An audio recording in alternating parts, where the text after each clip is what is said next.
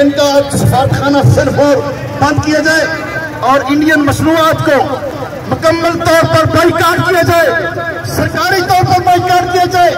ہم ذاتی طور پر ان کی مصنوعات کا بائیکاٹ کرتے ہیں۔ کیا آپ کو میری یہ قرارداد منظور ہے؟ بہت شکریہ۔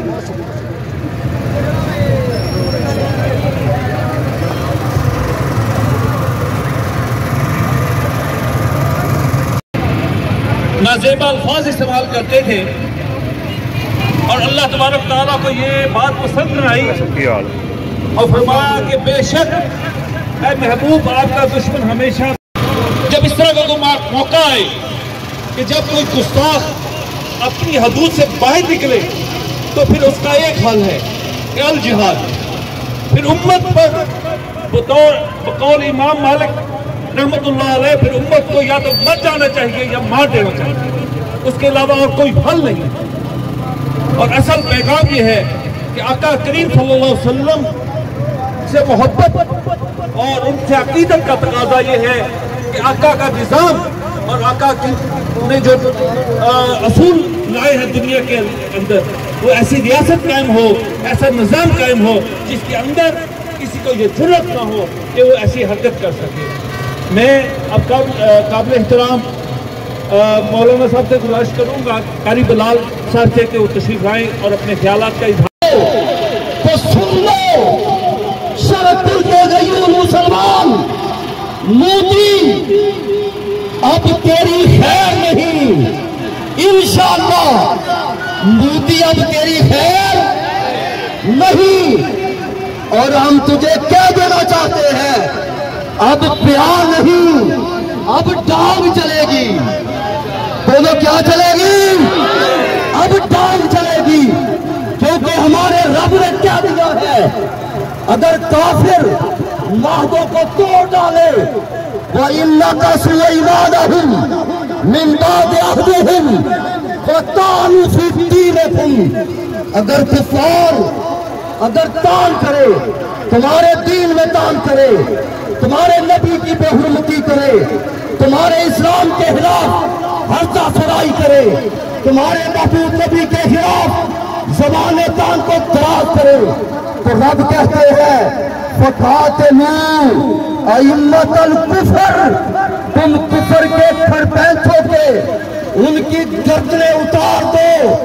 اس لیے ہم کہتے ہیں گستاخ رسول کی ایک ہی سزا، سر تن سے جدا، سر تن سے جدا۔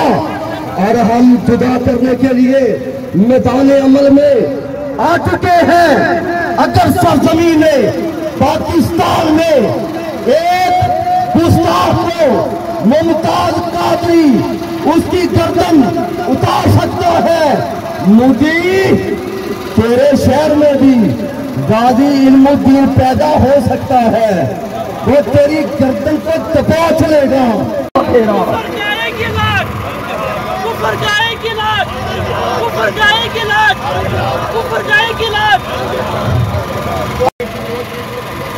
میں اپنے علاقے شرق الشریف میں موجود تمام فقہا، اہل تشیع، اہل سنت، اہل حدیث اور دیوبندی تمام فقہا کی طرف سے تمام دنیا کو یہ پیغام دینا چاہتا ہوں کہ اے کافروں، اے غیر مسلموں، تم لوگوں نے ہمیں بہت توڑنے کی کوشش کی، مگر ناموس رسالت رسول خدا صلی اللہ علیہ وآلہ وسلم کی عزت پر ہم سب کی جانیں قربان ہیں، ہمارے بچے قربان ہیں، ہمارا مال قربان ہے۔ اور سوشل میڈیا کے توسط سے یہ میں کہنا چاہتا ہوں کہ جو لوگ آزادی اظہار رائے کے نام پر میرے آقا حضرت محمد صلی اللہ علیہ وآلہ وسلم اور ان کی اہل بیت کے متعلق ایسے الفاظ بیان کرتے ہیں جو کہ شر پسندی کا باعث بنیں گے، تو وہ سن لیں، اس ملک پاکستان کی ہر گلی میں ممتاز قادری موجود ہے، غازی علم الدین موجود ہے۔ یہ نہ ہو کہ تمہارا سامنا کسی دن किसी मुमताज कादरी से हो जाए और गाजी लमदीन से हो जाए और तुम्हारा सर काट कर तुम्हारे हाथ में रख दिया जाए। लिहाजा अपने पालतू कुत्तों को लगाम डालो, कुछ भी हो हम सब कुछ बर्दाश्त करेंगे, मगर अपने आका की तौहीन बर्दाश्त, अपने आका की तौहीन बर्दाश्त। मैं अपने इन्हीं अल्फाज के साथ अपनी तकरीर को खत्म करता हूँ और दुआ के लिए मैं मौलाना साहब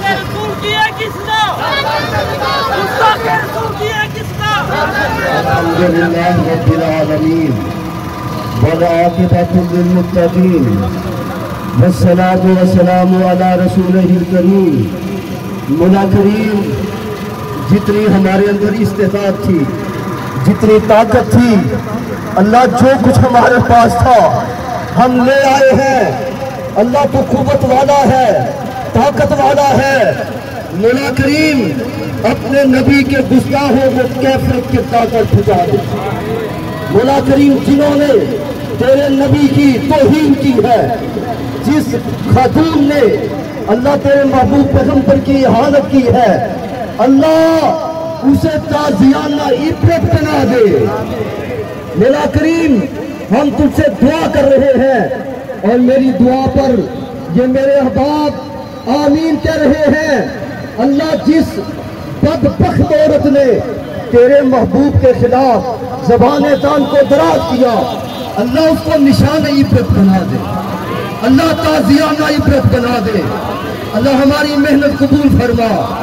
अल्लाह, ये हमारे सियासी ज़ुआमा, हमारे मजहबी उलमा, अल्लाह ये तमाम मुत्तहिद होकर शरदपुर के सड्डे पर तेरे महबूब के नाम लेवा, अल्लाह तेरे नबी के नाम लेवा निकल खड़े हुए। अल्लाह कबूल फरमा, अल्लाह कबूल फरमा। हमारे भाई असगर अली मंदा, इनके बरादरान मलक नईम, दीगर अहबाब गिरामी, अल्लाह जो भी तेरे महबूब नबी की खातर अल्लाह निकला है गुस्ताखों के खिलाफ, अल्लाह हमारा निकलना कबूल फरमा। हम कमजोर लोग हैं, अल्लाह जितनी हमारी ताकत थी हमने पेश कर दिया और तेरी अदालत में मुकदमा दायर कर दिया। अल्लाह इन गुस्ताखों को उठा ले जो तेरे नबी की गुस्ताखी करके हमें चेक करते हैं। अल्लाह इन गुस्ताखों को कैफियत की ताकत पहुंचा दे।